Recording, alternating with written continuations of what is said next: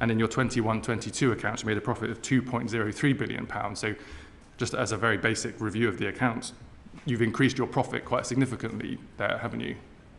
I think when I look at our group profits, we are a business made out of various companies, including retail, wholesale, international business in the Czech Republic, Slovakia, Hungary and Ireland.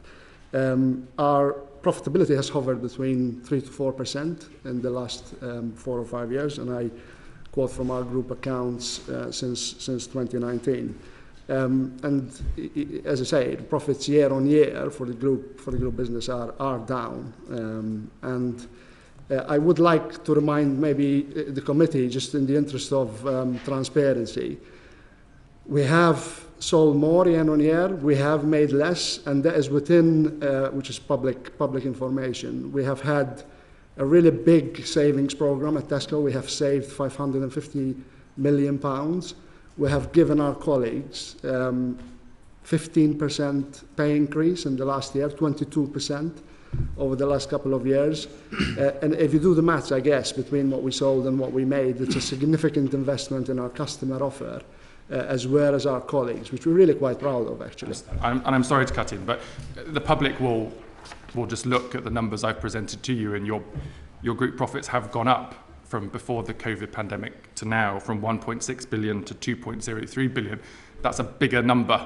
I'm sure there are lots of reasons underneath it, but essentially you've got more cash in the bank at the end of the day based on your reported accounts. And so the question is, why, given the COVID pandemic, the energy crisis, the increase in cost for your supply, the increased cost to your customers, how can it be possible that you're making hundreds of millions of pounds in additional profit? I would reiterate the point, Mr. Chairman. I'm looking at the numbers. Our adjusted operating profit for the group in 2019 were 2.6, and in 2023 they're 2.6 again. So there may be, I don't know, maybe some discrepancies in what we're comparing, but I need to move on, but just so you know for the record, this is the Tesco PLC annual report and financial statements from 2018 to 2019, where a chap called Alan Stewart, who was your Chief Financial Officer, reported a group statutory profit before tax of £1.6 billion. And then when I turn to the same report from 2022, it's a different chap this time, but he reports on the same measure, £2.03 billion. So I'm just reading the numbers from your accounts. I'm referring to our latest issued accounts for 2022-23, so that may be the discrepancy. I'm happy to, I guess, compare and also. Thank you. Mr. Comerford, from the perspective at Asda, are you doing enough to help your customers right now?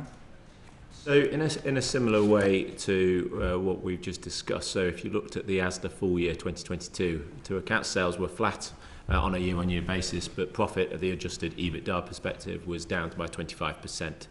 So that reflects what we've been trying to do to manage the inflation that we've been seeing. We all know the drivers that we've seen of inflation in the UK market, whether that's from some of the supply chain issues through the pandemic, whether the weak pound, the labour market costs, the war in Ukraine certainly affecting food and energy prices out there.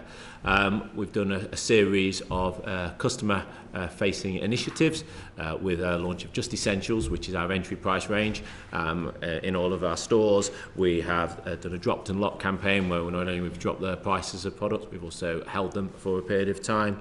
We've launched a rewards program and a loyalty program, so the more that you shop at Asda, the more you get rewarded for that, as well as investing in some of the key food offers out there. And in our cafes, we offer kids the chance to eat for £1. As a lot of my competitive set have also done, we've also invested in our colleagues as well with a series of pay increases, which has been necessary as we faced into this cost of living crisis. Thank you. And the Asda accounts are quite difficult to read because you've had a significant change in the way that your business is owned and financed.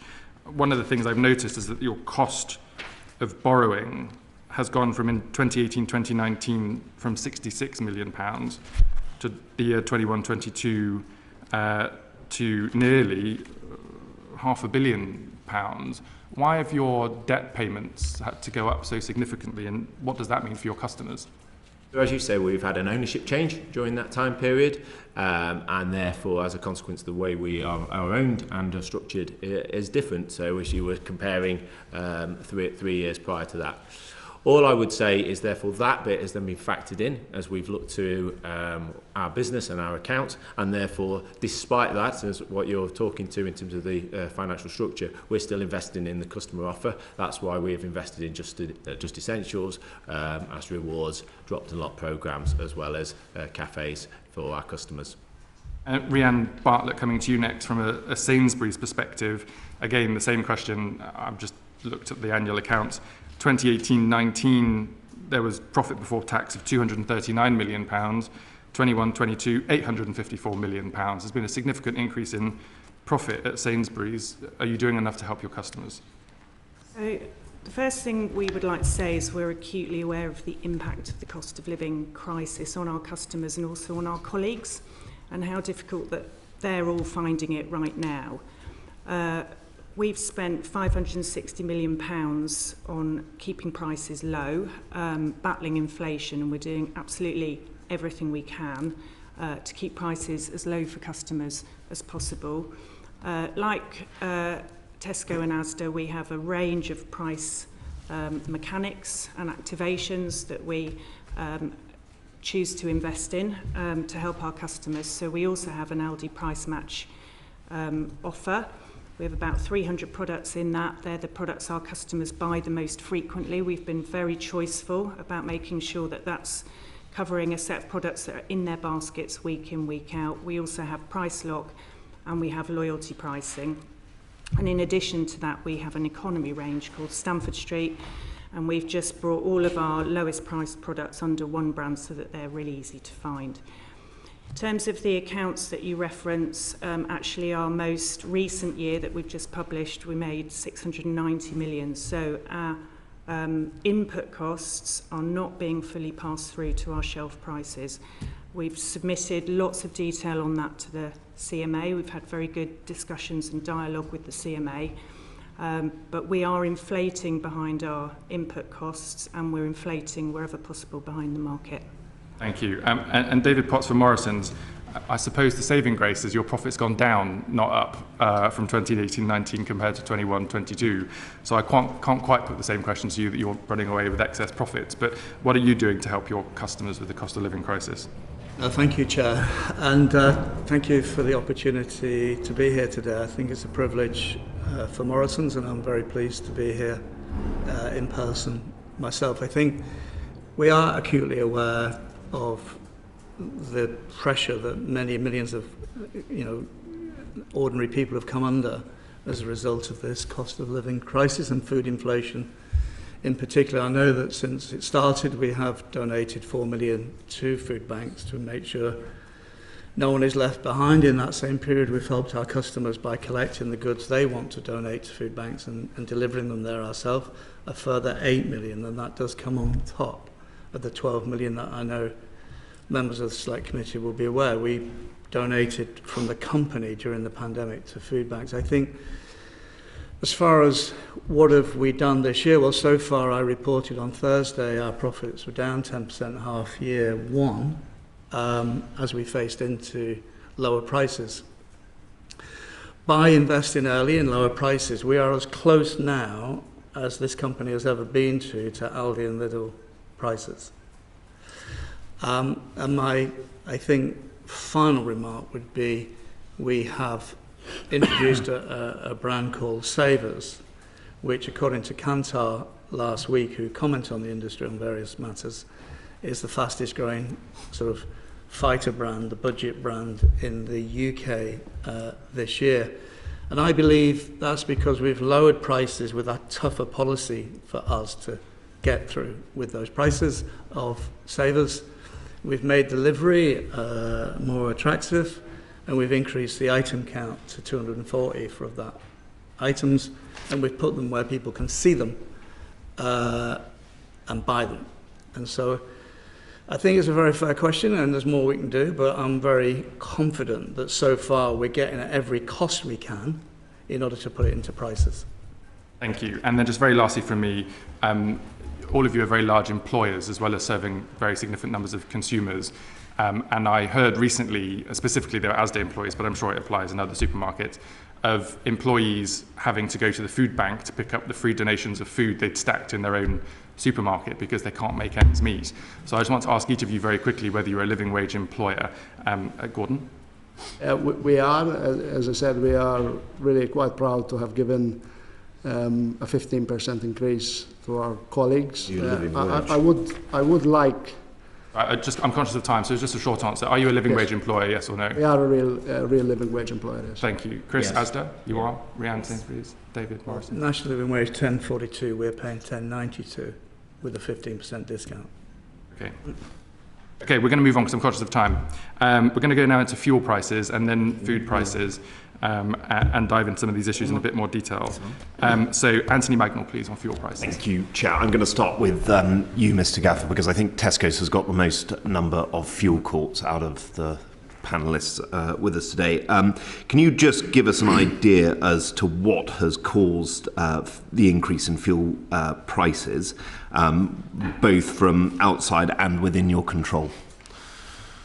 Yeah, thank you for the question, Mr. Magnall. Fuel prices have seen a significant increase driven by the impact of the unfortunate war in Ukraine. We shouldn't forget that more than 90% of the price that you see at the pump is actually made of input costs, taxes, as well as duties.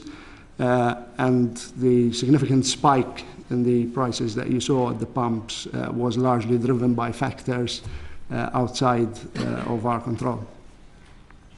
And in terms of what is within your control, because you have huge purchasing power, you can buy in a wholesale manner, and yet prices have remained stubbornly high across actually all four of your company's fuel courts have very, very high prices and continue to do so. So, what is within your purchasing power to actually reduce those prices?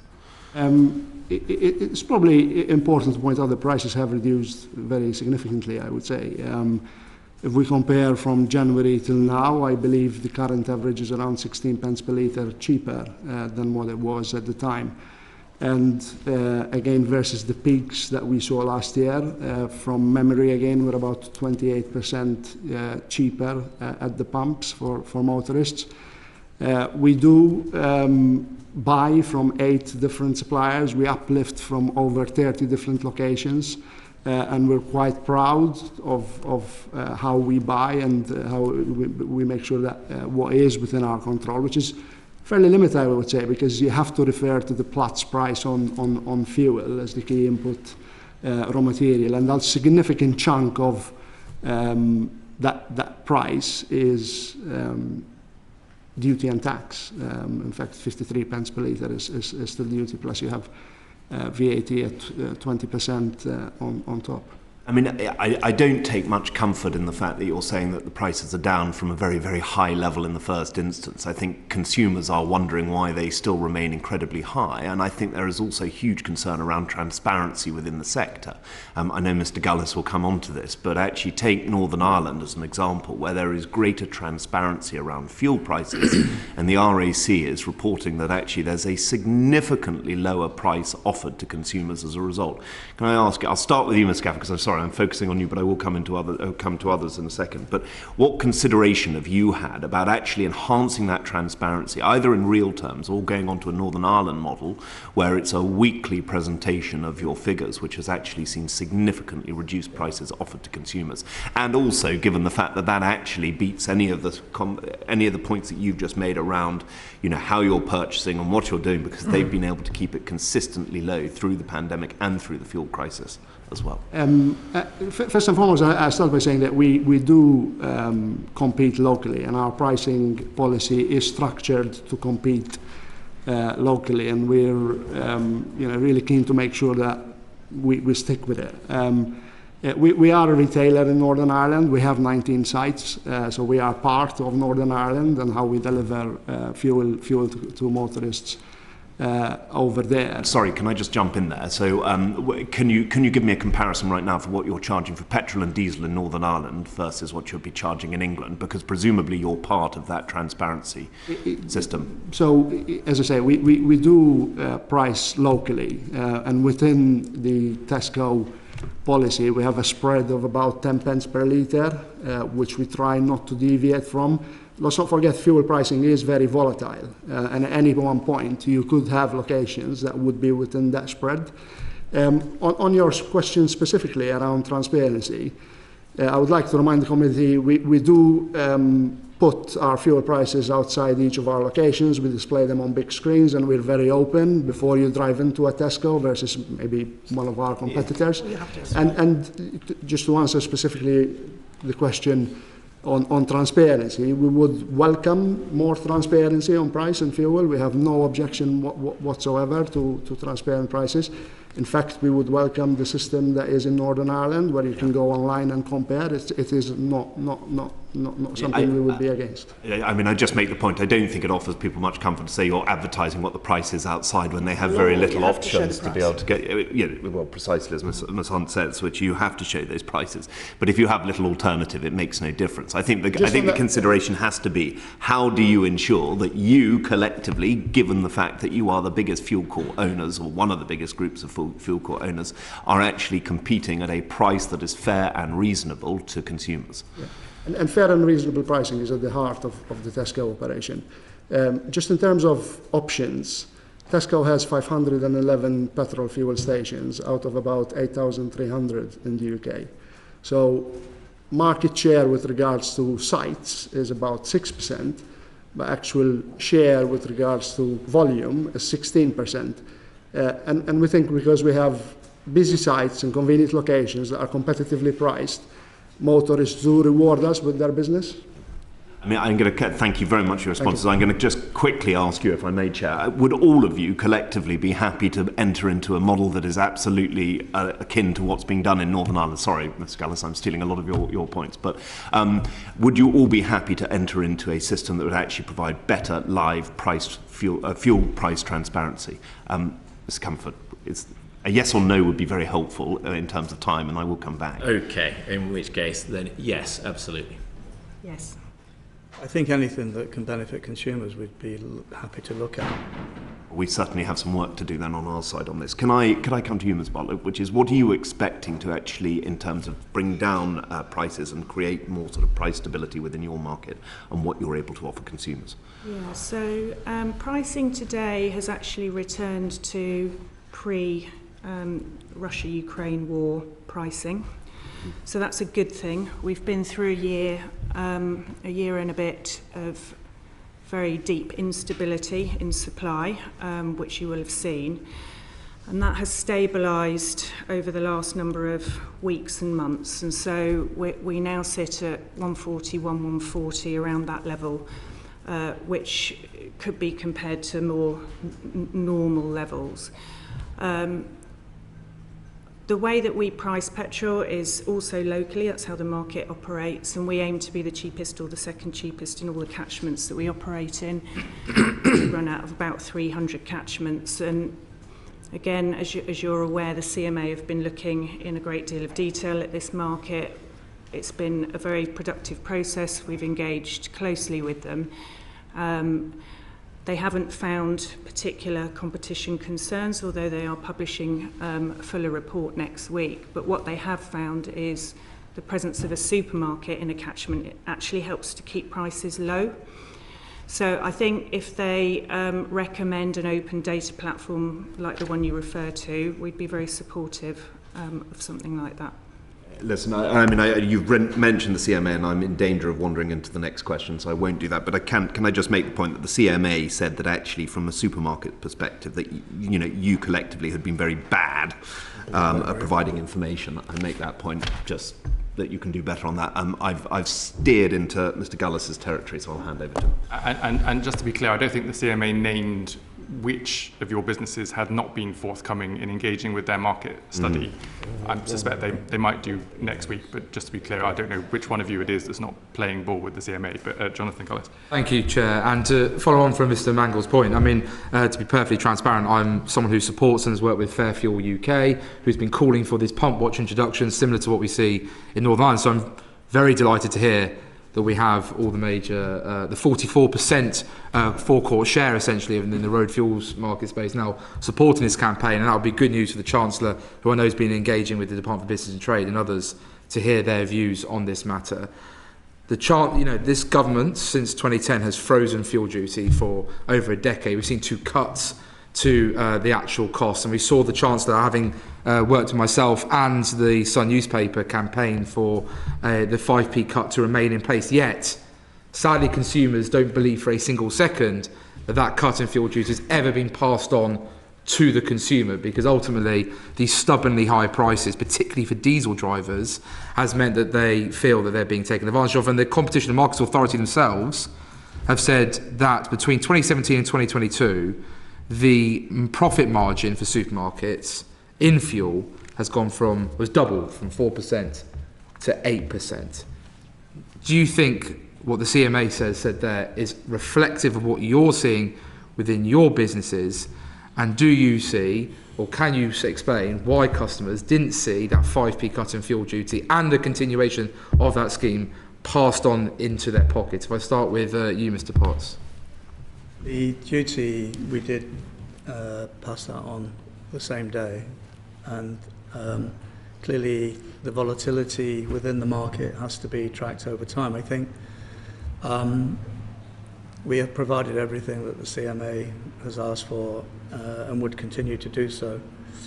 I think there is a bit more profit actually at the retail end of fuel.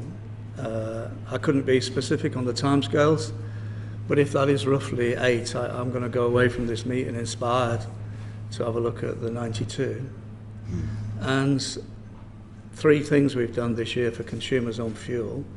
We've added more card points to every litre of fuel our customers buy, We've run 3 promotions on our fuel, which would have lasted 9 weeks, which I know has helped. And we've strengthened our pricing policy within that local catchment, so it's actually tougher for us to hit that price policy within the spreads.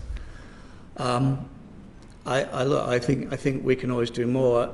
The energy costs that exist, the transport costs, the labour costs within our sites, they all have added to the dollar pound, to the oil barrel post Russia and so on. So, you know, if I may just for a moment go right back, I do think over 4 decades the British supermarkets have brought lower prices to consumers in Britain for fuel.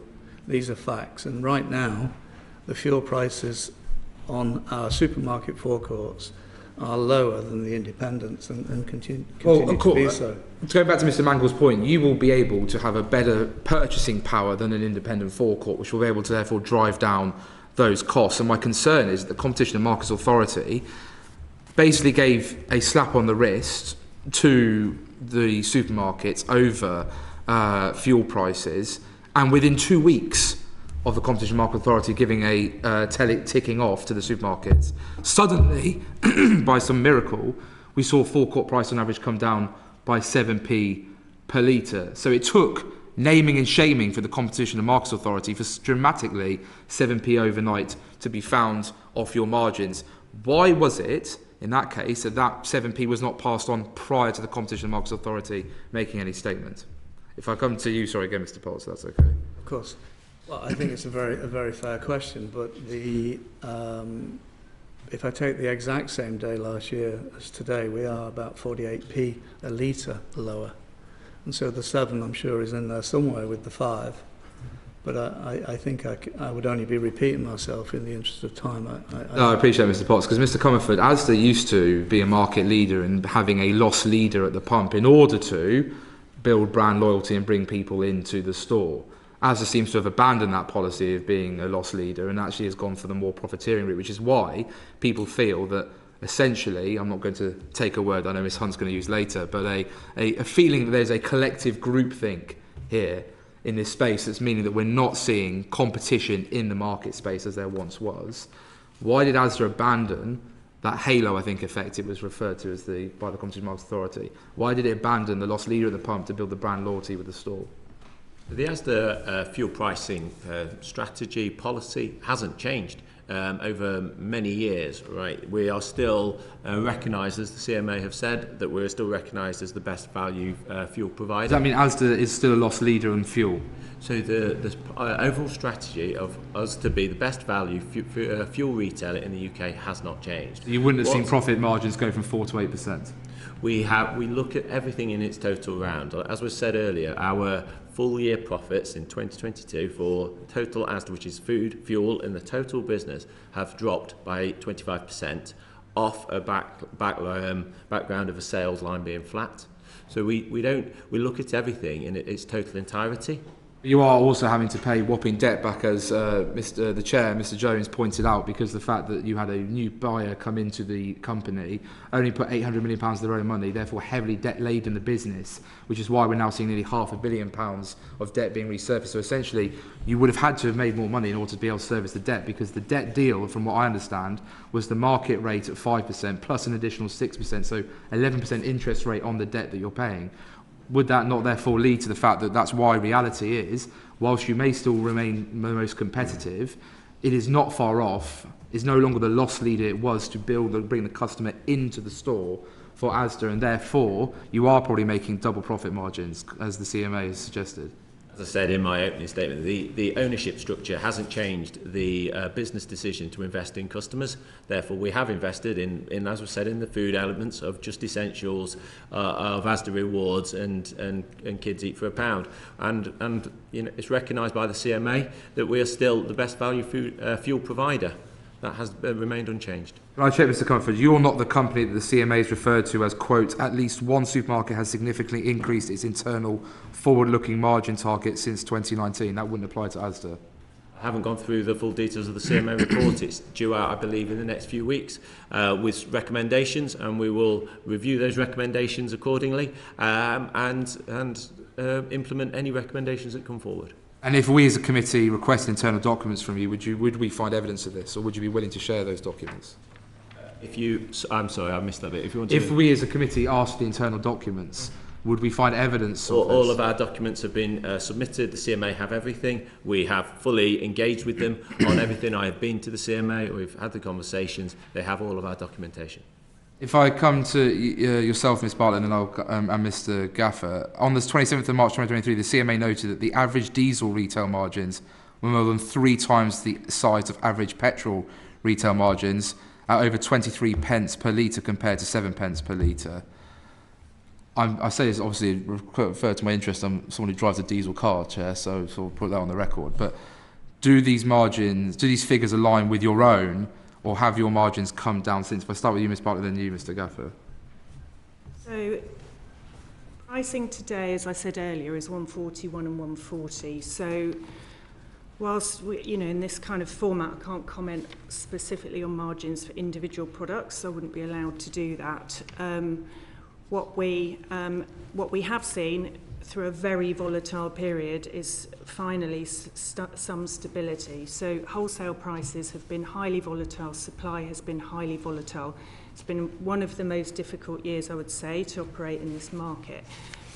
It's also a market that's in steep decline, so volumes are reducing as people electrify their vehicles. And so we are managing a situation for customers as best as we possibly can, trying to keep prices as low as we possibly can, which is what we have always done. We've always had the same pricing policy to match at the local catchment area. There was a period of time where diesel and petrol prices were further apart than they've historically been, and that was fairly short-lived. You say about electrification, Ms Bartlett, coming down the track. So what's the plan? If more and more people electrify, is the long-term plan that forecourts will disappear from supermarkets, or are we going to keep prices high to hopefully make up for the loss in customers who will charge at home? We've committed to providing petrol for our customers as long as they need it and as long as we possibly can, but clearly in parallel with that we'll be starting to think about how can we provide an EV infrastructure, because that's where all the new demand will be. Mr. Gaffer, sorry if I come to you as well, please, on the first question, which is obviously about the margin on diesel reportedly now being around 23 pence per litre compared to 7 pence per litre. Does that match with what Tesco's seeing? Not at the moment. I think as I said earlier, we do price in each and every local area, and we do look every day at 8,000 sites and make sure that we are competitive. I actually want to say specifically on diesel, we did step out of our price policy, and we believe to have let the market down to make sure that we gave, as soon as we were confident that the volatility which we have experienced, which has been really quite tremendous in petrol pricing, as soon as we were confident we could do so, we went and let out and reduced prices outside of our policy pretty quickly to make sure that we could return value. You would disagree with the CMA, who in May said that they felt diesel prices, quote, remain elevated, end quote, even though wholesale prices for diesel have been falling since the start of 2023. I think in any particular week there will be volatility and there will be variations. It's important to look at the return that we make on fuel over a year. And as a Tesco business, as I said earlier, 4 pence in every pound is what Tesco makes from our operations. There will be volatility, even up to, in its peak, it was even up to 10 pence per litre per week that we were seeing. Which was quite significant and very difficult to deal with, to be honest. Because, Chair, my last point before I surrender my time is just that my concern is that the Chair has clearly pointed out from the accounts that profits have gone up to above what they were pre-pandemic levels overall before tax. And you're all saying it's not coming from the stores with people buying food, so therefore it must be coming from the fuel court. Because otherwise, I don't really see how, in Tesco's case, you're making £400 million more pre-tax in 21-22, I think it was, Chair, you referred to, compared to 18-19. It just leaves me baffled, but I'll hand over to you, Chair. We'll have to keep that as a comment, not a question, I'm afraid, because of time. Just very lastly, Mark Pawsey, and then we'll come to food prices. Oh, thank you, Chair. I wanted to stick with the CMA report, if I may. Do each of you agree with the assertion of the CMA that there is evidence of retailer margins increasing on fuel over the last 4 years? That was evidence that the CMA gave before this committee only a couple of weeks ago. Do you agree with the CMA, Mr. Gaffer? We are one of the retailers that has really collaborated. Mr. Gaffer, have the CMA got it right or got it wrong? As one of the retailers that has extensively collaborated with the CMA, that would be representative of what we have seen, yes. Oh, sorry, is that a yes or no? Have the CMA got it right or got it wrong when they say that retailer margins have increased? If you allow me, I can't comment specifically because we are on a panel. Let's move on to Mr. Comerford. Are the CMA right or wrong, sir? The CMA have all the information. We've shared everything with them. All we're keen to see is the reports, the output of their study, which will be out in a few weeks' time. So they're wrong in suggesting that there's evidence of increasing retailer margins? I haven't seen the report yet. Ms Barlett, are the CMA right or wrong? I don't know what other retailer margins are, which is absolutely as it should be. So your retailer margins are unchanged. We will need to wait for the report. So the CMA are wrong, in your view, in their assertion that there is evidence of rising retailer margins. CMA are the only ones that can see all of the information, so we need to wait for them to. So you accept what they're saying? Yeah, when they come back, Mr. we will Potts, absolutely. Where are you on what the CMA are saying? Well, despite it being the lowest margin category in the store, as I said earlier, I think to a colleague, forgive me, I think there is a bit more profit on fuel in the So the CMA have got it right? Correct. Brilliant. Okay, and one of the things CMA want to see is more competition in the sector, and they're talking about perhaps, you've already told us about putting the price on the forecourt, which I think is an obligation anyway, but how about things like readily providing your information to apps so that consumers can determine where the lowest price is? I mean, would anybody take an initiative on something such as that? Mr. Gargaff. As I said earlier, we welcome, honestly, price transparency in the sector.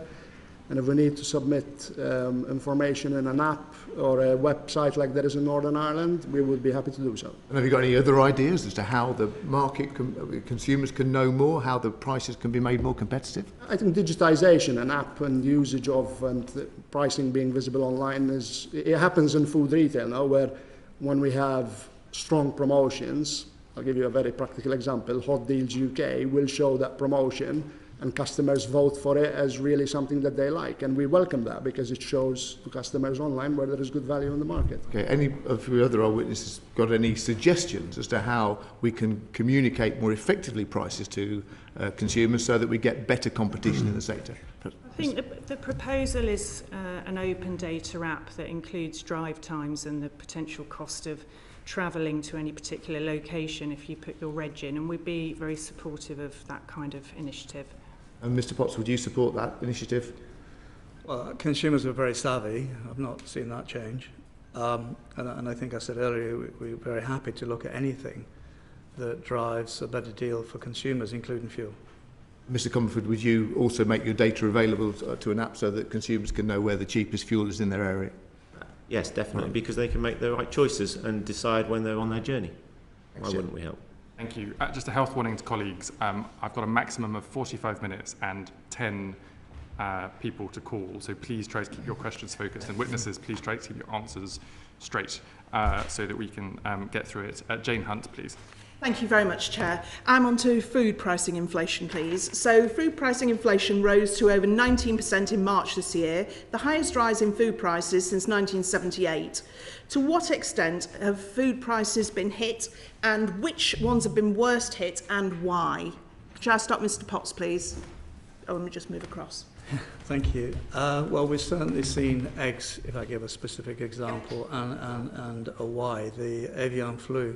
As I understand it, we lost 420 million birds around the world, and therefore, the protein itself, the meat itself, and the eggs, particularly the eggs, have become in a short supply. Okay, just on that point, Mr Potts, a producer has told me that their prices have only increased by 14% and they have passed those on accordingly, just that, no extra. And yet we see in our notes that actually egg prices have gone up by 29%. What do you say to that? Well, absent of the detail, I think eggs have actually gone up a lot more than both those, if I may put it that way, and we know how important they are. I think they have started to build the flocks, and the eggs are starting to come through across the whole of the UK, actually, including Northern Ireland. And so I am hopeful and expecting to see a gradual normalising of the egg price. I think the other example would be pork, where a sort of almost an oversupply of pigs led to a sort of reduction in the rearing and the finishing of pigs across the world, just at a time when sort of demand was going up, and that has put what is relatively a cheap meat, a very important protein, of course, put that under pricing pressure. Okay, thank you, Mr Potts. Forgive me, we're under time pressure. Ms Bartlett, not eggs, not pork. What others? Yeah, so the big pressures on inflation have been a combination of wages and labour, energy, and then commodity costs moving around. And the way that we've seen that coming through the system is in kind of fresh and chilled food, it comes through much faster, and in packaged and long life food, it takes a little bit longer. So we've seen prices increase the most and the fastest in produce and in meat, fish and poultry. Alongside that, there are other pressures in the system, such as the ones that David refers to, where we've got agriculture pressures. But the core drivers of inflation have been labour, energy, and then commodities, which are relatively cyclical. We're seeing prices, some of those fresh food prices that I talked about, the commodity price start to ease. So we've started to see some prices come down. So you'll probably have seen media about milk, about bread, butter, Yes, cheese. I'll come on to that actually in just a moment. Yeah. Forgive me for interrupting you. Mr. Comerford, any comment? Exactly, similar to those. Obviously, we saw in February as well some salad shortages. So therefore, it just shows some of the fragility in Okay, so the price increases are due to shortages. There was an element of that on some of the other produce stuff. There's some structural challenges, and then, as we said before, that anything that requires energy, labour markets, all of these things. That's why we've seen some global commodity challenges on the rest of it. Thank you. Mr. Gaffer, anything to add on that point? Yeah, I just wanted to build on Ms. Bartlett's point, particularly maybe spending a minute on the role of own label in the UK. We are, as Tesco, quite proud that 50% of what we sell is actually retailer branded. And that is one of the most developed own label markets in the world. I underline that point because it offers a real unique tool in the UK for customers to manage their weekly budget. And if you think of own label, particularly because we have invested, I'm quite proud personally to have led it when I joined Tesco, a lot of time building open book cost models on own label with long-term contracts that give transparency. You tend to see inflation in commodities flow through fairly quickly because there is nowhere to go. But actually, and you can see some of those changes in milk and bread, as cereals start to decline and the farm gate milk price starts to decline, you see those coming back, and signs of inflation, food inflation easing are clear for us to see. Thank you very much, Mr. Gafford. Thank you. But both of you managed to cover off two of my next two questions, really, which I'll just roll into one. So, UN Food and Agriculture Organization, the FAO, food price index shows that the price of various commodities, oils, cereals, dairy and meat, has fallen since last summer, and yet those prices don't seem to have been reduced in the supermarkets. And which says that own brand budget items have risen by 25%. So the ones you're referring to and the ones that Asda referred to earlier on increased by 25% compared to the previous year. Each one of you, as you've spoken to my colleagues earlier on, have talked about Aldi price match, meeting the Aldi prices. Is this in fact pegging prices? Mr. Gaffer. It is not pegging prices. Aldi is a German retailer that has got very competitive prices.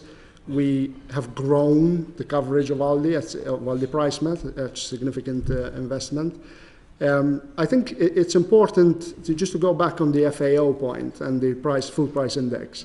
There are varying degrees of inflation. Some of it is more sticky than others. So the labour cost increases that are in Tesco, that are in our competitors, that are in our supply base, don't tend to go away. So there is some fairly structural inflation that is still in the system and doesn't tend to change as quickly as the more transitory inflation that you see in some of the commodities that we've described. On that point, I'm really quite pleased that we've led out on milk, we've led out on cooking oils, sunflower oil, that had an exponential impact driven by the Ukraine war. 60% of the sunflower crop in the world comes out of Ukraine. And we had to really fight hard for customers to secure the availability, pay more, but now that actually the situation has eased and more sunflower is coming out, you can see, and we've gone down and we hope to do more as more of that transitory deflation comes through or reduced inflation comes through. Thank you, Mr. Gaffer. So, Mr. Comerford, I'm a capitalist in a free market economy, but is this actually free? It is what, free? The pricing market within the supermarkets. There are a small number of you. In 1978, there were many, many more supermarkets. I remember because I'm that old. I was around at the time. There are very few supermarkets now, and you each talk about Aldi. Are you in fact a cartel? The UK retail market is the most competitive market. I've worked in Central Europe, I've worked in Asia as some of my competitive set, and this is strange today alongside a table who I compete against on a day-by-day my teams compete against. We are trying to do our best customer offer to grow our market share. This is quite a unique opportunity or situation that myself and my peers find ourselves in today. We're absolutely not. We are driven by growing our business, by being for our customers. We have transparency insofar as we can see the prices that our competitive sets sell to their products on a daily basis, either through the internet or in the stores. So that's what drives us and that's what motivates us. And as Mr. Potts said earlier, customers are really savvy. They absolutely will make decisions to who do they shop to based on the pricing. So it's on the onus is on us to be the best value. Apologies. I'm going to need to move on, I'm afraid. I'm so sorry. Fine, thank you. Ian Lavery, please. Thanks very much, Chair. It's been described by Sharon Graham, the General Secretary of United Union, that the biggest supermarkets in the UK are engaged in, and I'll quote, grotesque display of profiteering at this time, at a time when millions of workers are struggling simply to put food on the table. What do you say to that? Just very, very briefly. As I said before, we make, and this is the whole group, 4 pence in every pound, which I don't think is any example of profiteering. We really, without customers and without their trade, there is no Tesco. And we have doubled down on our competitiveness. And genuinely, as we've said recently in our quarterly update, we are the most competitive we have ever been. We monitor our prices weekly. I get a price index against the whole market, and it's the strongest it has been. A significant investment for colleagues, for customers, and working collaboratively with suppliers. 25% reduction in our full year profitability in 2022 wouldn't dictate or reflect that comment that you've just shared with me. So we make less than 3 pence in the pound. We've also seen profits step back, and as I said earlier, the input cost pressures that we've had have not been reflected in full shelf edge prices. So we're doing absolutely everything we can. We really understand how much customers and also colleagues are struggling through this crisis. We're doing absolutely everything we can to make sure that we're helping them. Thank you. Well, I mean, I agree with you that the most important thing we can do for consumers right now is to find ways to lower prices. Yeah, I'm not seeing any evidence that the industry is less competitive than it ever was. And I think the answers earlier to profitability probably underline that, actually. Yeah. Well, I'll come on later on this morning with regard to the profits. So I'll not like ask any questions on that as much. I find it absolutely staggering, but I will come on to that later on this morning.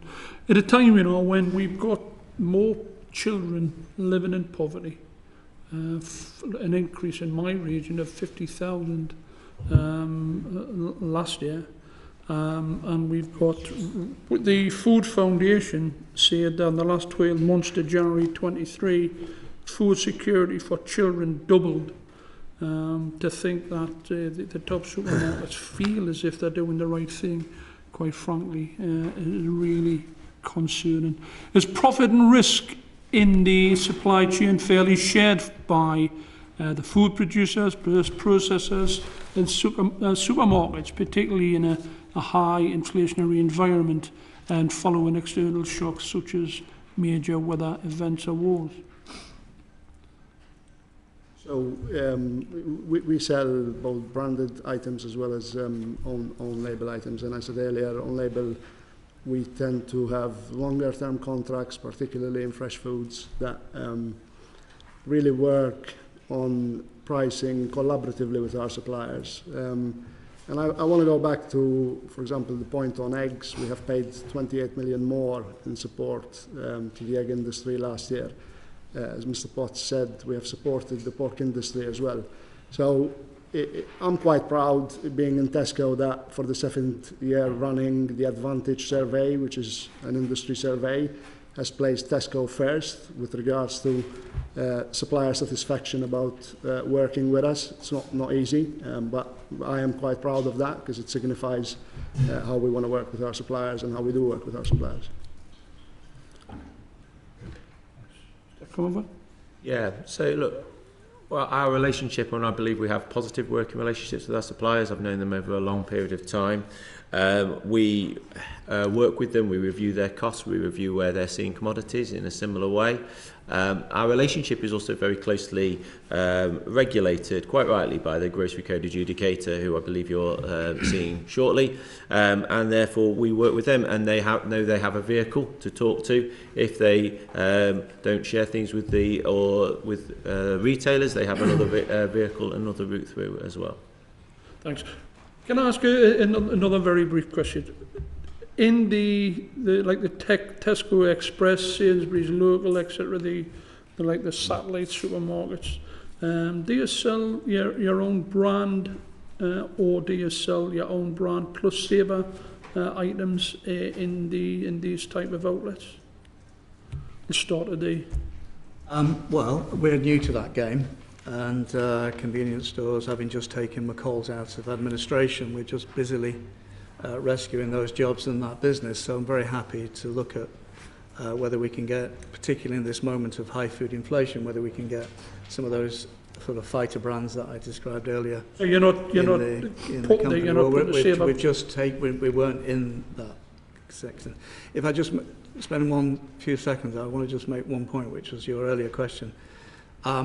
We, despite being the smaller company on this panel, we are British farming's biggest single supermarket customer, and we are, I believe, the second biggest food maker in Britain, despite being the smaller supermarket chain. So we believe very strongly in British food security, which is why we only stock 100% British food coming from beef, pork and lamb.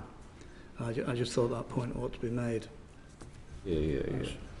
You're welcome. To answer your point on risk and reward, we work very closely with our own brand suppliers. So in many instances we have open book cost models, and that's one of the reasons why inflation moves more quickly, inflation and deflation, when you operate that kind of model, because the retailer shares and takes lots of the commodity and labour energy pricing risk. That's not the model with brands, as you would expect. So with brands, we've got no transparency really about what their input costs are, and so it's a different kind of conversation. To the question on convenience stores and how we range them and what we stock in convenience stores, so there's lots of own brand in convenience stores. There isn't as much of the economy brand, which is what I think you were referring to. Most of our convenience stores are in city centres, and they serve a lunchtime mission or a dinner for tonight mission. So we have 30,000 products in our big supermarkets. We have 5,000 or 6,000 in a convenience store, and so we're very constrained on space. So we range for the mission that the customer is shopping that store for. Most customers do their full shop in a supermarket and not in a convenience store. Okay. A couple of just brief questions to Mr. Comerford. I think we'll all agree, I hope we'll all agree, that during the pandemic, the fantastic employees of all the top supermarkets, the heroic efforts of the employees were well applauded and deserve credit then, and they deserve credit now. I mean, if it wasn't for these employees in your supermarkets, you wouldn't be making these huge profits. But a question to Mr. Comerford. It appears that Asda are still using fire and rehire. They're doing it, I believe, in the southeast, and impose a 60 pence per day pay cut on 7,000 retail workers. Is that right? So fire and rehire tactics are not something that Asda employs. It absolutely isn't. What you are, I believe, referring to is a historical supplement that was paid into a small number of stores. So therefore, as a result, there was an anomaly where some Asda colleagues were paid a different rate to ones in an adjacent area. What we've chosen to do to fix it is look at our total business and therefore reward an 8% pay increase to the total hourly paid colleagues last year, followed by a further 10% this year. Are you using fire and rehire tactics? Absolutely not. Definitely not. Absolutely not. Right, okay, that's fine. And another brief question, again, it refers to Asda, Mr. Comerford, is with regard to the fact that Asda are currently in the largest equal pay claim in the private sector ever, with over 50,000 claimants currently suing Asda for equal pay. There's a huge difference between the retail and the warehouse workers, and in the main, women. It's women who are working in retail and men who are working in the warehouse, and there's a discrepancy of at least £3 an hour, which is an absolute fortune. Now, Next and other organisations have been through the tribunal hearings, and it's been in the favour of the workers. Now, the reality is that I believe that Asda have a hearing coming up on the 20 in September 2024. If that's the case, if you lose that, it means that you're going to have to pay millions, if not billions of pounds of money back to the workers. It'll have an impact on your profits. What it means is that, Mr. Comerford, you've been making huge profits on the back of underpaying women. Would you agree with that? No, that's why we're vehemently defending these claims. The pay in our stores and our distribution centres is the same for colleagues doing the same jobs, regardless of gender.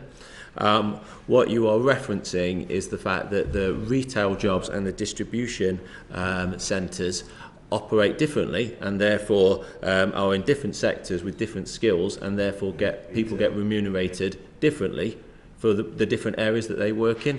It has nothing to do with gender. Look, the case is really complicated. It's a complex case. There's no precedent in the private sector that I'm aware of, and therefore we are aware of the conversation that will continue until September 24. Okay, thank you. Colleagues, I'm going to call colleagues that haven't had a chance to ask a question in that order, if that's okay, and if there's time at the end, then I'll reallocate it to others. So I'm going to go Sir Robert, Anthony, Ian and Andy in that order. Sir Robert. Thank you, Chair. Mr. Lavery touched on the sort of relative power of supermarkets compared to processors and manufacturers, and certainly compared to farmers at the sort of bottom end of what literally is the food chain. And I'd like to direct my question to Mr. Gaffer.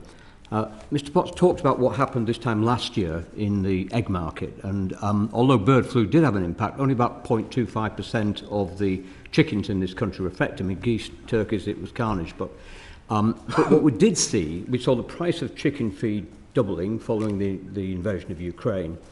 And when the packers came to the supermarkets and said, look, you're going to have to do something, otherwise we won't have any eggs by the autumn, the supermarket said, basically, no, we've got a contract. You can supply at that price. And what happened then is that as the sort of 13-month cycle of laying hens came round, a number of producers either retired or didn't fill up their sheds. So come the autumn, there weren't any eggs and you had to ship them in from Italy. So do you think in their quest to actually absolutely drive down prices, sometimes the supermarkets lose touch with the reality of producing food and say, well, we don't care. These farmers are going to lose money. They're going out of business. We don't care because we can sell eggs cheaply today. Whereas in the case of pork and eggs and broilers, actually the long-term effect was not to the benefit of your customers. Thank you, Sir Robert. I am the Commercial Director for Packaged Food, so I don't look after fresh. However, I do have a little bit of knowledge, having worked in some fresh departments, so I'll answer to the best of my knowledge. We have, as Tesco, we have never shipped any Italian eggs. We have no intention to ship any European eggs. We are committed to 100% British first and foremost. And this was in my time actually setting up our commodities team, as we call it, where we opened up, and I believe we were leaders in the industry, open cost models with our egg as well as chicken suppliers, where we go all the way up to feed and transparently make joint decisions with our packers on when to buy that feed. We've done 5-year contracts on areas like eggs, for example, which is a big commitment, but we recognize is required. Our commitment to British eggs, fresh British chicken, I think remains. that was the problem. There were long-term contracts which didn't take account of the short-term fluctuations in on input. Tesco specifically, those contracts, again, to the best of my knowledge, are transparent and do vary on feed, because we go all the way to looking at wheat pricing and soya pricing with the packers and determine when we should buy together. And as I mentioned earlier, last year we paid 28 million more to the egg industry to support those really hard times that you refer to. You think maybe there could be more collaborative working, say following the example of McCain Foods, who actually contract with their farmers based on the price of fuel, machinery, all the other inputs they need? Do you think maybe we need a little bit more collaboration rather than just, your guys with their sort of red braces on in your purchasing department crushing people trying to supply you? As I say, we number one for 7 years running in the Advantage survey, which includes our fresh food our fresh food suppliers as well as our packaged food suppliers, is an indication of how we collaborate. Again, supplier satisfaction, our own viewpoint that we send to suppliers, 86%, really high numbers. I am a huge advocate of transparency in the supply chain. I remember having some really quite at the time. May call them revolutionary, I don't know, maybe it's too big a word, but changing conversations that we're really proud to have adopted and stuck with, and I think have helped many farmers continue to be aligned with Tesco. Let's not forget the Tesco Sustainable Dairy Group, which has been in place for more than 10 years. We believe, and it's there to see, we've paid more than 300 million to those 500 aligned farmers that are specifically dedicated to Tesco, 500 million more over the lifespan of the Tesco Sustainable Dairy Group. I've visited quite a few of those farmers. They're really proud, and we're really proud of working with them. And we have more sustainable groups that are and have launched. So more transparency is not something that we're against with our suppliers at all. Thank you. Maybe to Ms Bartlett, there's been some speculation about a possible statutory or voluntary price cap for customers. Would you say that would be workable or advantageous? Well, the way it's a very fiercely competitive industry that we work in, and we've talked quite a lot this morning, haven't we, about how much we're watching and matching each other's prices all of the time. So we're waiting, of course, to hear what the CMA have to say about it, but my observation would be this is fiercely competitive as a market. We're generally considered one of the most competitive food markets in the world.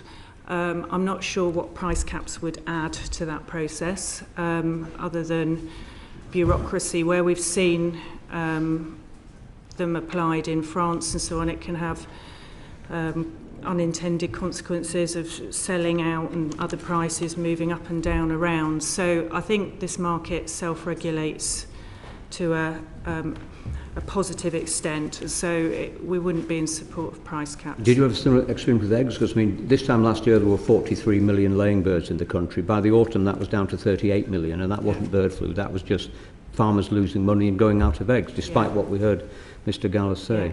So eggs is one of the most fragmented supply chains that we deal with. So we've spent the last 10 or 20 years sort of supporting the consolidation of different supply chains so that we can play a more active role in making sure safe and good value food comes through the system. Eggs probably is further behind some of the other value chains.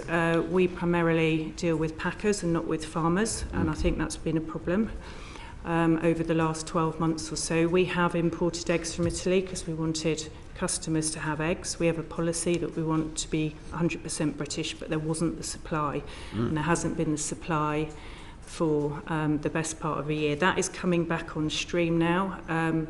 The suppliers tell me that new egg sheds, there's long delays in planning permissions, so if I could land one ask, it would be for there's plenty of empty sheds up and down the country that farmers didn't fill when this time last year and during the summer. That was the problem. Yeah, so the farmers that we're engaging with as we try and get further back into the supply chains are calling out planning permission as something that would help them at this stage.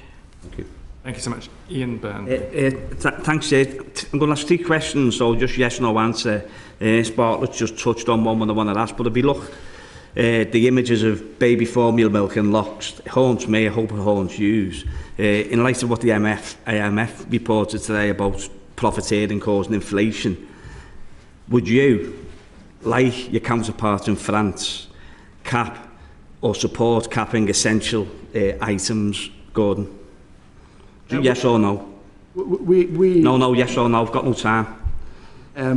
You can't compare France to the UK in my view. Oh, no, you can, yeah, when you've got baby locks around formula. I'm asking a question, can you just give me an answer, yes or no, would you support? We don't believe price caps believe it, Chris? Would be helpful. Don't support price caps, David? Presumably not. Yes or no, David? Well, I'm just checking in on the question, right? Yeah. Do you support price caps on essential food items like baby milk, which are now locked? In other words, I would say competition leads you to the right place, actually. Okay. The industry requires volume, and you'll see it come. Right, okay. So moving on to, in light of where we are with the huge public health crisis we face from obesity, a lot of it's down largely to ultra-processed foods.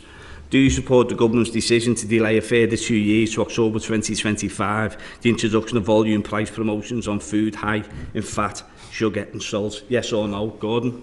We're not. No, yes or no, Gordon? I think you need to explain. We're not doing any. Generally, we haven't got the time. I'm agreeing with you, but we're not doing any high you agree with the government's position? Salt and sugar multi-buys. We have said no from the outset. Okay, so you don't agree with the government's position, Chris? Look, I'm fine with the government delaying the... okay, you agree with it, Ryan? We haven't run multi-buys on HFSS products since 2016. Okay, so you don't agree with it. Well done. David? Yeah, I think our job is to execute government legislation, and that's what we'll do. Okay. So, are you, again, yes or no, are you promoting fresh fruit and veg to the same extent as food high in fat, salt and sugar? Gordon? What's the question again, sir? Are you promoting fresh fruit and vegetables to the same extent as you're promoting food high in fat, sugar and salt? So we believe that fresh food should be as much off promotion and competitive at everyday low price as possible. Listen. When you walk into our stores, you see fruit and veg promotions. Yeah, we do. Yeah. We do, absolutely. Great stuff. David? Yeah, we give it away even. So, yeah. Okay, so the last question. Do you agree with the Food Minister that obesity can be successfully tackled primarily through just informing customers? Gordon? Just informing customers about the effects of obesity instead of actually bringing in measures to tackle it. The nanny state. Not sure. I think it needs more than that. I think the helping customers with healthy, sustainable choices, whether that's what we can do to help reformulate products, is why wouldn't you do policy. That? Pardon? Or government policy. Well, then I would agree with anything that helps customers reformulate products for them. Yeah. We supported HFSS. It's just a frustration that only one of the three elements of the policy has actually been implemented. So we've relayed all of our stores, but the multi-buy component, the advertising component, isn't in place. And I think on its own, location of products probably isn't enough to make a difference. Very good. David? Well, I'm thinking it's a big question. We are opening in food desert, fresh food desert places by buying McCall's. You'll have seen it in Liverpool, I think, actually. Yeah. But yeah, we'll do everything we can, right? Thank you. Thanks, Chair. Thank you. Just very, very quickly, Rhiannon, you said that Sainsbury's had put a voluntary ban on high fat, sugar and salt multi-buys, but there's some evidence to suggest that you are price discounting for your loyalty customers for HFSS products. That's right, isn't it? Yeah, that's correct. So we run promotions, but we don't run multi-buy promotions. Okay, thank you. Anthony. Thank you, Chair. We've touched on convenience stores a little bit, the smaller model, but I want to just touch on them again. I think between the four of you, you've got about 3,500 convenience stores, the absolute lion's share with you, Mr. Gaffett, and Tesco. You must have seen the recent study which said that customers who rely on those smaller convenience stores, the Tesco Express, Sainsbury's Local, Morrisons Daily, and I think it's Asda Local or Asda Express now. The which report said that customers couldn't access a decent range of cheap, healthy food. Would you agree with that categorisation, Mr. Gaffett? Our ranging in Express, first and foremost, we are really very competitive in Express, and again, we compare our pricing weekly in that channel. Our ranging in Express is based on customer insight, and we do make really careful choices because there's a lot of brands that we range in Express that are very important to the customers that shop locally in those stores. Sorry, when you say you do based on customer insight, is it that based on customer demand or by research you're conducting? A bit of both. So I'll give you an example. Let's say in our Bolton Express, we decide that because we just want to range on label, we won't have any of the branded bread. I think we'd have a little bit of a problem because of the loyalty that certain branded suppliers have in those stores, and that's what I mean. We, just on the point on affordability, we have last year introduced club card prices also in Express to make sure that our promotions are also available in that channel. I mean, you'll have seen in the same Which report that they say that the customers who rely on those stores, so they're not using it for convenience, the ones who rely on those stores are typically lower income with less access to cars or good public transport. So what are you doing to help make sure in those stores there's a better range of own brand essentials, and what more could you do? We do constantly review our ranges. In fact, this year we are reviewing the vast majority of our merchandising groups to be accurate. So we'll be constantly looking to see if there's areas where we can help with different introductions. But as I say, through really competitive pricing across that convenience market and through the value that Club Card gives, we think we deliver really good. Would you agree with balance. the categorisation that the customers who rely on those stores are typically lower income? Is that your experience? There's a broad, in my experience, there is a broad, it depends on location, there's a broad customer base, and we're proud to serve millions of customers through those. Okay, so there are some of those convenience stores that will have a lower income demographic who rely on them. In those stores, are you prioritising essential items and own brand over others? We range in those stores that we believe, are ranges that are relevant for those customers. If there are any specifics that we need to look at, I'm happy to take it away. If there's any real important ones that we're missing, we don't get it always right. But we think we're competitive. We've just opened our 2000 Express store because we really see the importance of being where customers want us to be. Okay, Ms. Bartlett, I think you're the second biggest in terms of convenience stores. Are you doing enough to help those who rely on those stores? Yeah, so as I said earlier, that we would range according to the customer mission. So we don't find customers, in the most part, would use a convenience store as their main shop. So most of them are in city and town centres and cater to a lunchtime and a just after work dinner mission. We do have some that we call neighbourhood hubs, which are in more neighbourhood areas.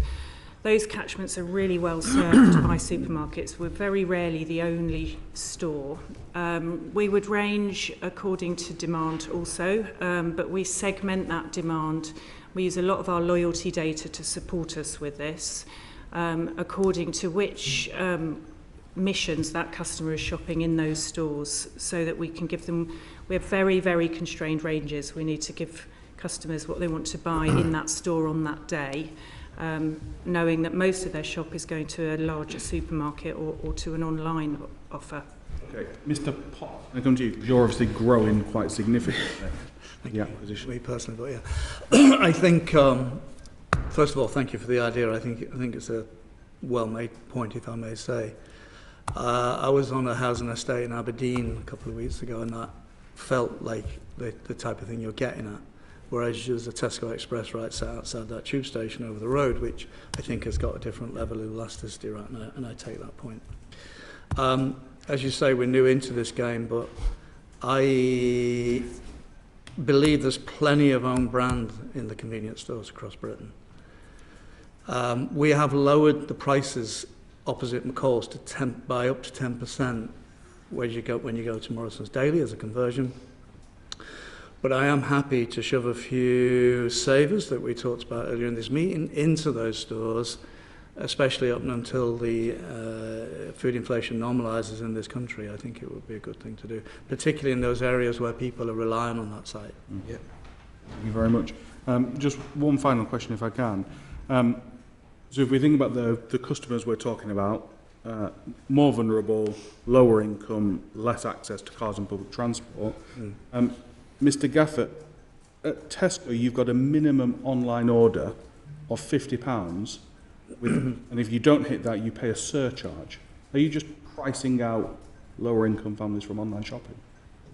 That £50 minimum basket. And that is double, by the way, the Morrisons minimum order. the £50 minimum basket charge is the first change that we've done to that level in 8 years.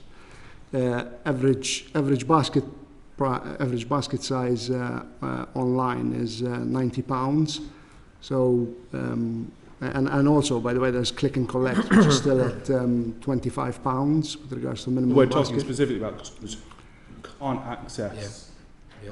Yeah. You pricing out unless you can click and collect, go to a different supermarket if you want your online shopping. Oh, as I say, I believe that with the average basket size being £90, £50 is reasonable with regards to the first change we've done to that minimum basket size in 8 years.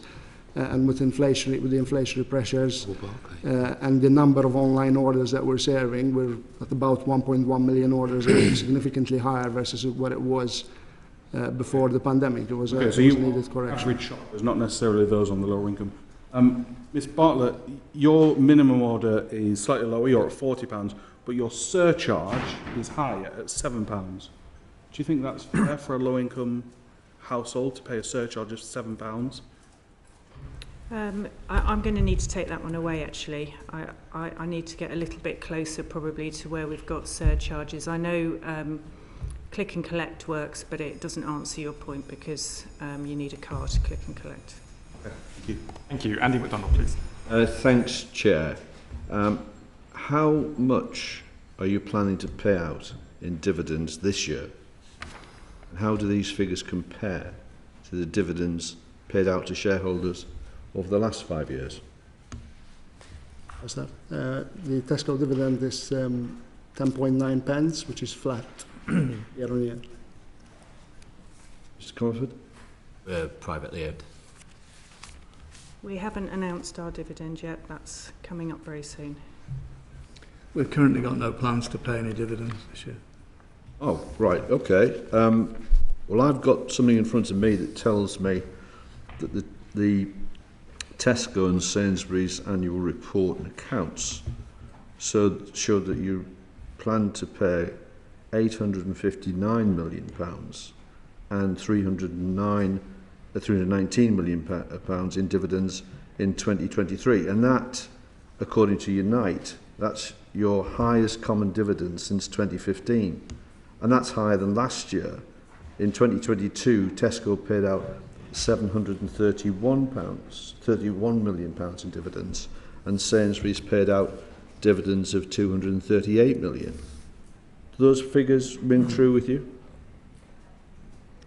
For Tesco specifically, we paid last year 10.9 pence, and we're paying this year again 10.9 pence. We shouldn't forget many of our shareholders are also small retail shareholders that do rely on dividends. And many of our shareholders are actually colleagues of the business as well that do supplement their income with the dividends that the business pays out. Do you want to respond on Sainsbury's behalf? We're expecting to announce a dividend that's roughly flat year on year. Okay. That's really interesting. But can I come back to you, Mr Gaffer? We have got figures in our brief that shows that the increase in share dividend has increased by 89% since 2018-2019. Is that something that you would recognise? Is it accurate or in the area? I haven't got the 2018 number with me, but as I am the commercial director for packaged food, so I can give it to you, Mr Gaffer, if you'd like it.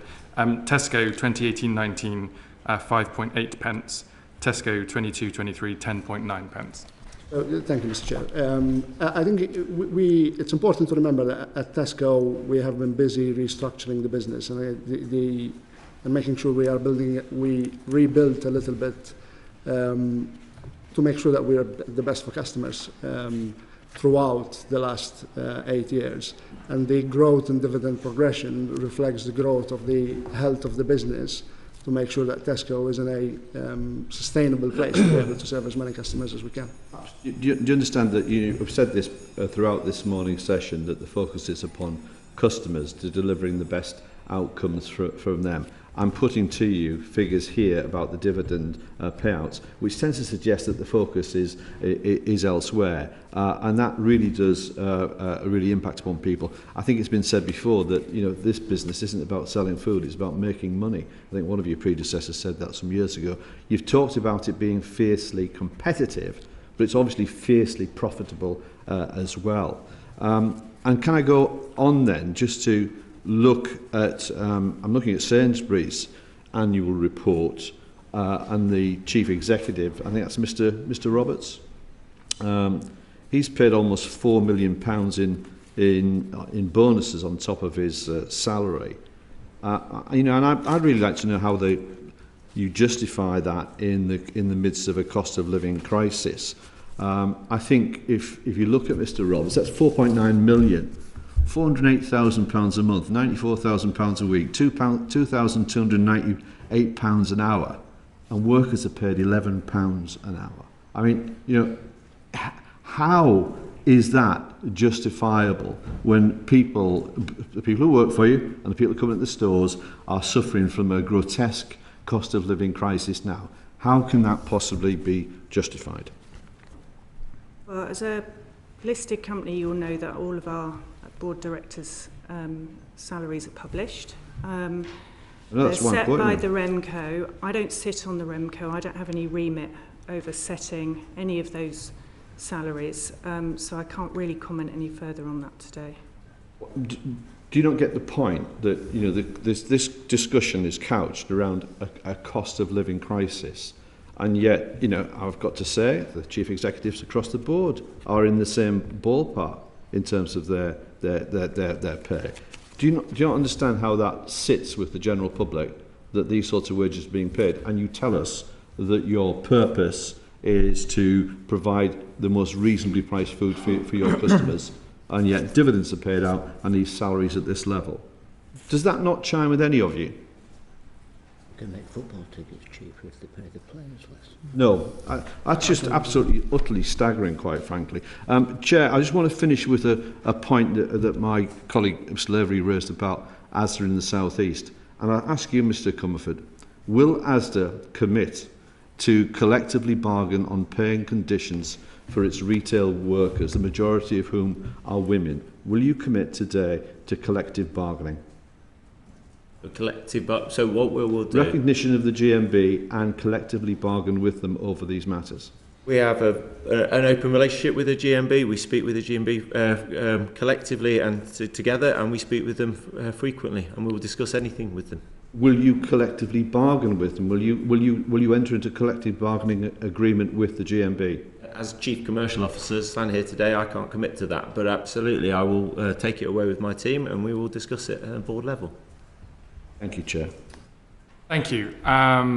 We've timed out, unfortunately, but we may have to come back to some further questions either in subsequent written form or maybe in further hearings. And I know our colleagues on the EFRA committee are looking at the structural issues underpinning food price changes as well. So I look forward to the evidence that your organisations give to them. And of course, we've got the CMA reports coming as well, which may be a reason for us to come back to you. But thank you to all four of you for this morning. We're now going to do a very quick changeover and welcome in the Groceries Code Adjudicator, Mark White. Thank you very much. Thank you. Thank you.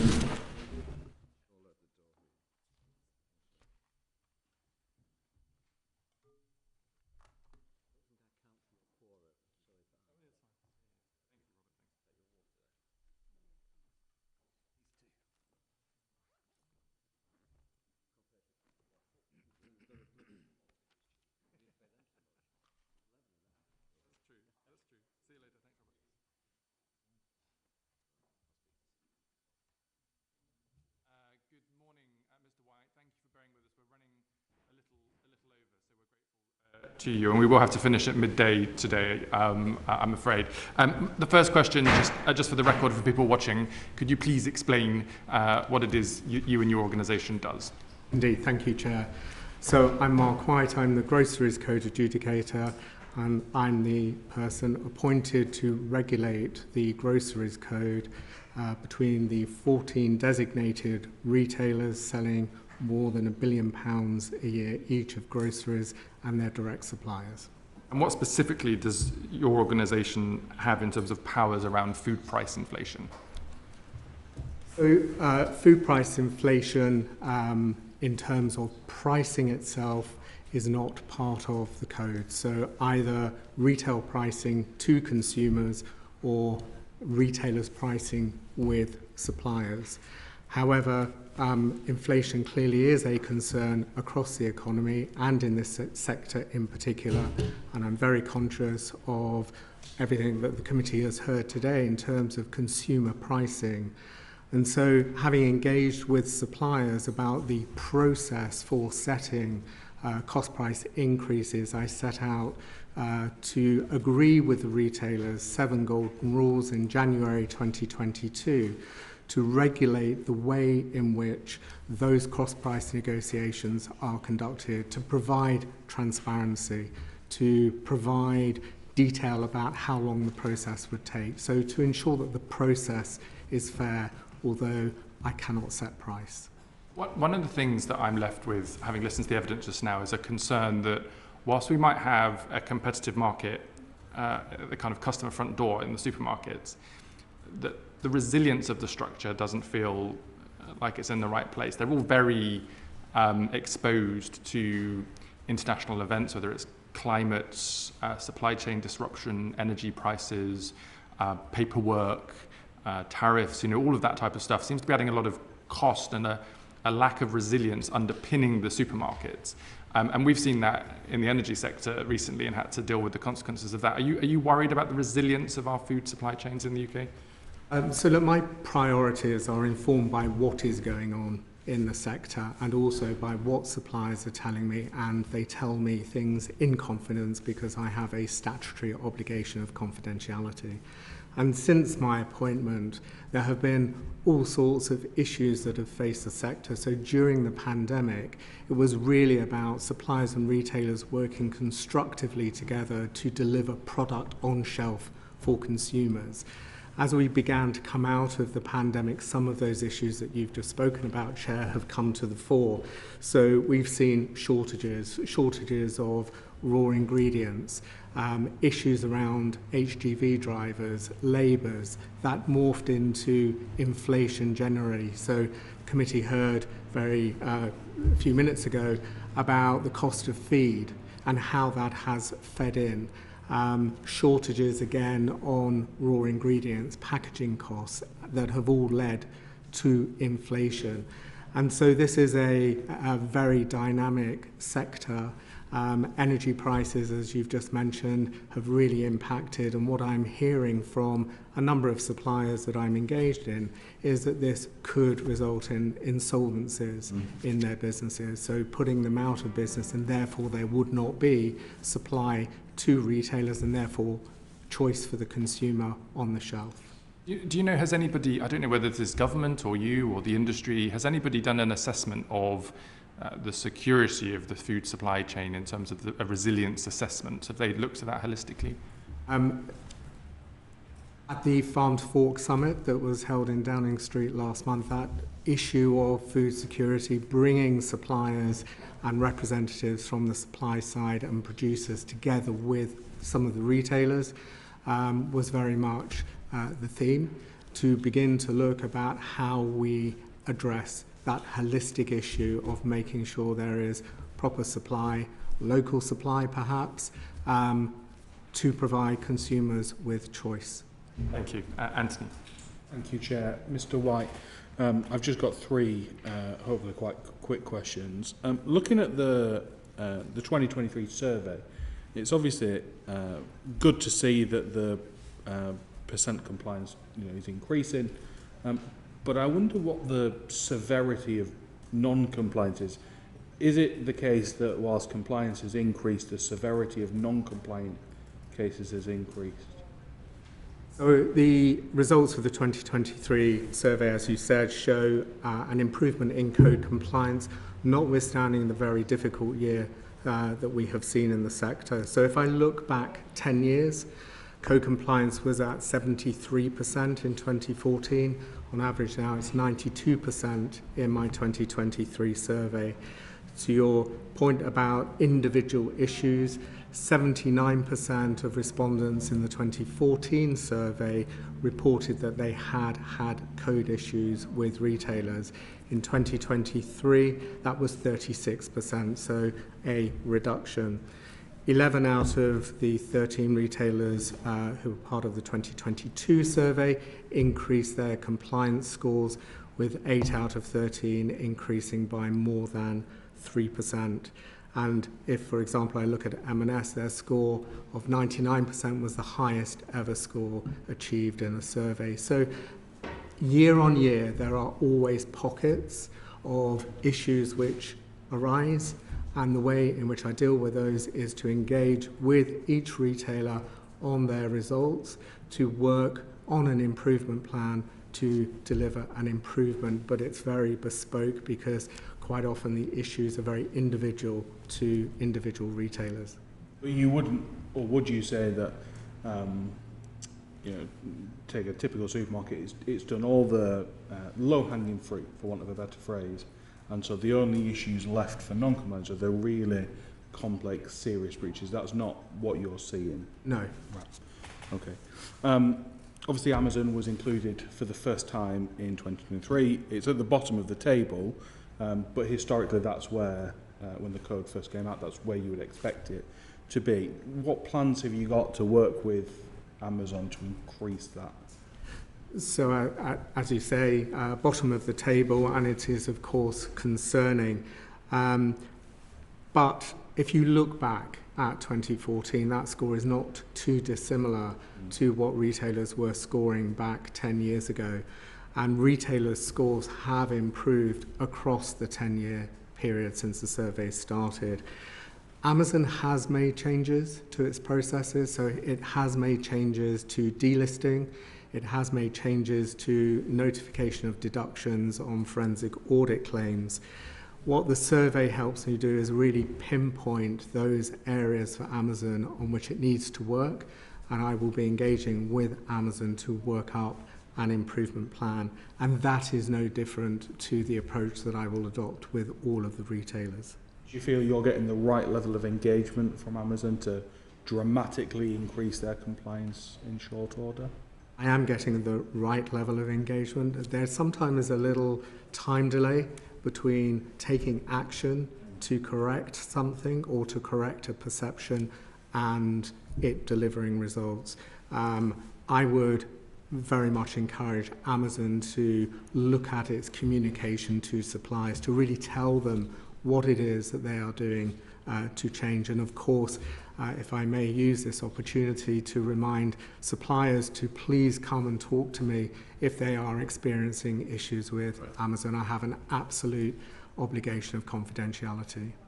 Have you seen leads me on to another point, have you seen a significant increase in the number of suppliers coming to you since Amazon was brought into the code?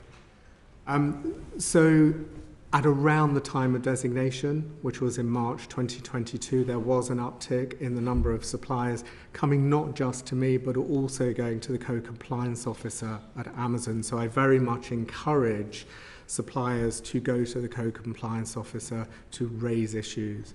But then that plateaued and has come down. Okay. Thank you. I just want to turn very briefly to indirect suppliers, such as dairy. I just want your general view on expanding the code to include them. So I recognise that such a change would be welcomed by some primary producers. Primary producers provide me with very detailed and very useful insight, and I don't differentiate in my engagement with suppliers between indirect and direct, because as far as I am concerned, all of their information is very helpful. The existing work I do, I hope, benefits primary producers. So my 7 golden rules in terms of clarity on a CPI process, I hope filters down to the primary producer. And my interventions with retailers, so asking them to have buyers enroll for 2 years to improve their understanding of the category. Crop growing cycles is an example where I'm really hoping that buyers will better understand the challenges that are faced by suppliers.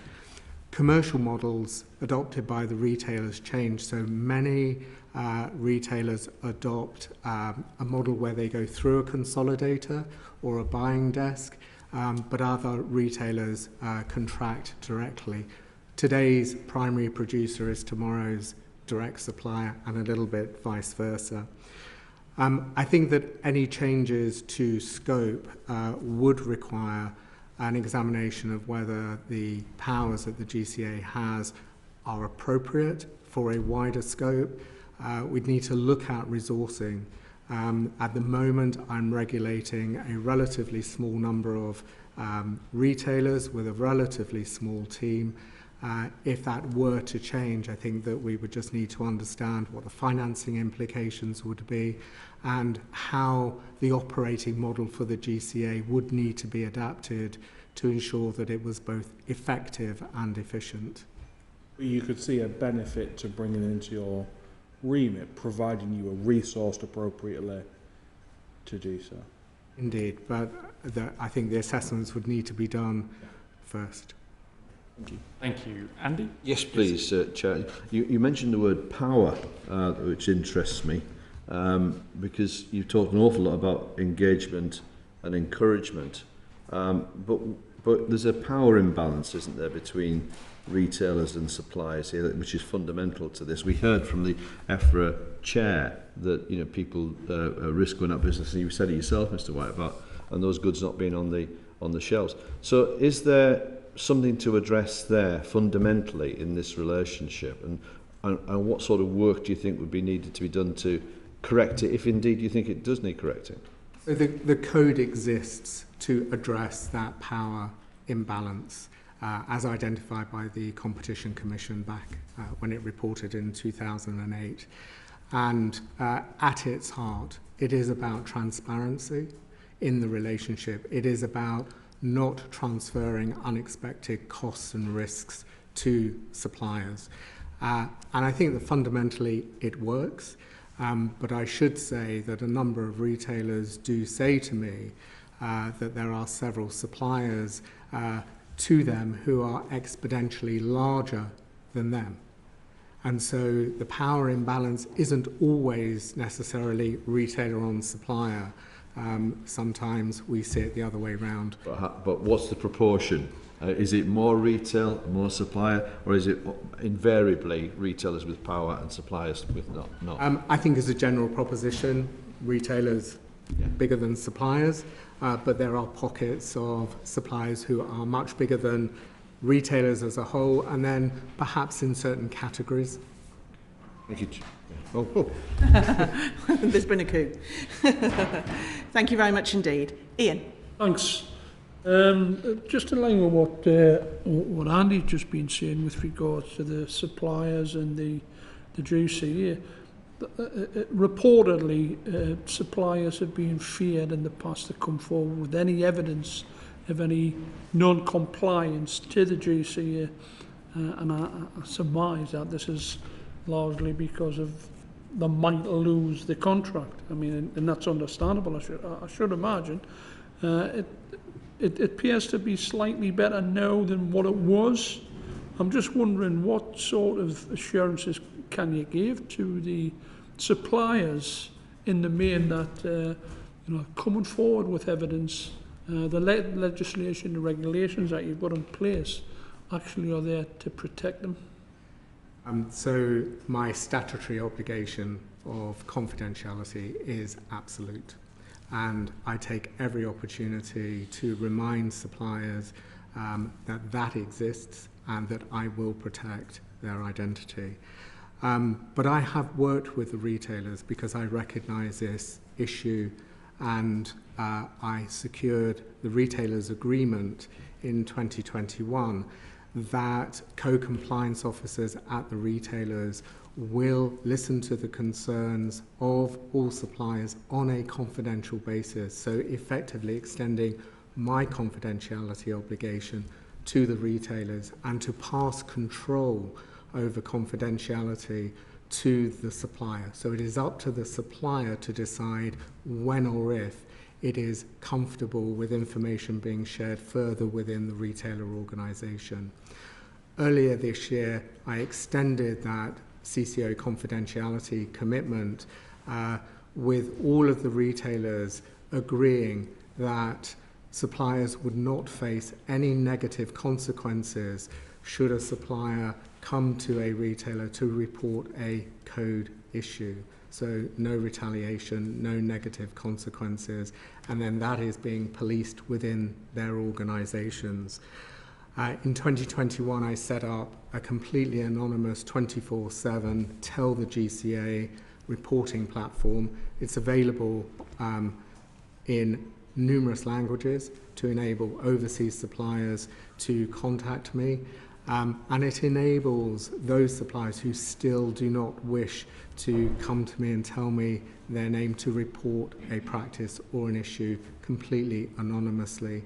And I make it known to suppliers that I will meet them in any way that they feel comfortable, be it online, be it face-to-face, telephone, email, however they wish to engage, and reassure them of that obligation of confidentiality that I have. Thank you. Mr. White, I think you sat through the first session and heard the answers from the supermarkets. Do you have any reflections on their answers to our questions? I think that what I heard from suppliers as inflation began to take off was the difficulty of penetrating the retailer organisations. Who do you speak to? How do you get a cost price increase agreed? And I think the sheer volume took people by surprise. Hence, I worked with them on the 7 golden rules to improve the processes. And I think that whilst retailers' answers to cost price increase requests, as shown in my 2023 survey, are not always the answers that the supplier wants, the processes now are much smoother. I think they've understood the volume, they've organised themselves to make sure that they are able to touch the data that they need in order to make their decisions. And I think we heard from Ms. Bartlett about potential for inflation to have plateaued. That doesn't mean prices are going down, just going up less fast, but then perhaps coming down. And I'm keen to make sure that my 7 golden rules and those principles that we've established work on the way down as they did on the way up. One of the interesting changes in the supermarket market is the change in ownership structure. So we've got a couple that are still publicly listed, Tesco and Sainsbury's, and then we have Asda that's just been bought privately but with a very heavy leveraged debt purchase method, and then we've got Morrisons that's just been bought by, I think I'm right saying, a private equity company. Do you have any early signs that the change in ownership or corporate governance is affecting the behaviour of the supermarkets in any way? No. Not yet. Okay. Super. Anything else you wanted to say to us before we wrap up? Just please, if your constituencies and the businesses in your constituencies, if they do need to contact me, if I could please ask you to share my name and my details, that would be very helpful. I'd be very happy to do that. Thank you for bearing with us today, and sorry that it was so short at the end, but we're very grateful to you. We'll now call the session to an end. Order. Committee Room 8, sound.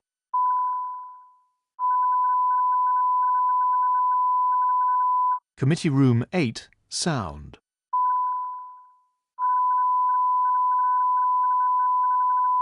Committee Room 8, sound.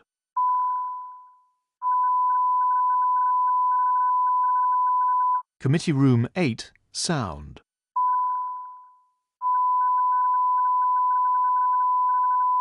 Committee Room 8, sound.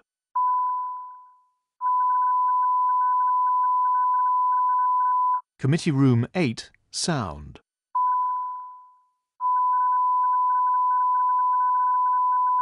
Committee Room 8, sound.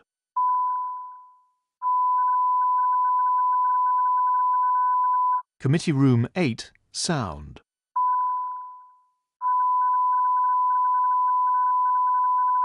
Committee Room 8, sound.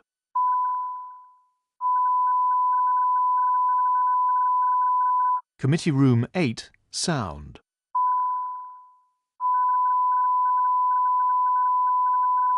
Committee Room 8, sound.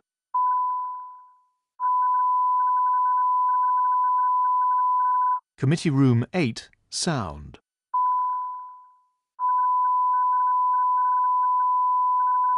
Committee Room 8, sound.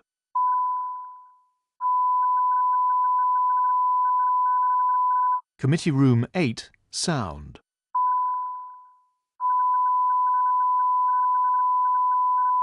Committee Room 8, sound.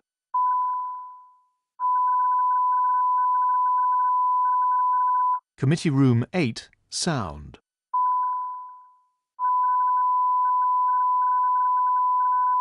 Committee Room 8, sound.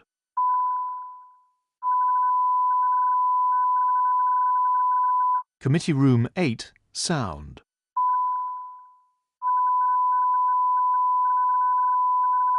Committee Room 8, sound.